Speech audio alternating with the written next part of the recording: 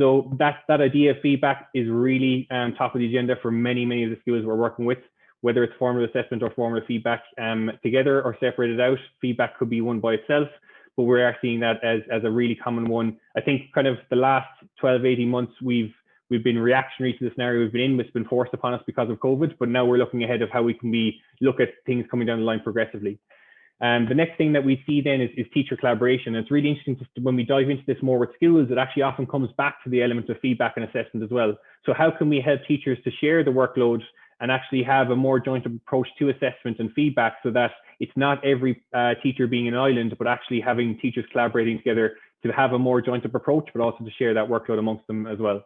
And the last one then, for any people here who are working in deaf schools or leaders within deaf schools as well, attainment is a very interesting one that has come up for us. And what we're seeing here is that more regular assessment and kind of feedback and getting that kind of sense of confidence from students is that we don't want it to come to Christmas or summer exam where a student gets a really poor result and that comes as a shock to us.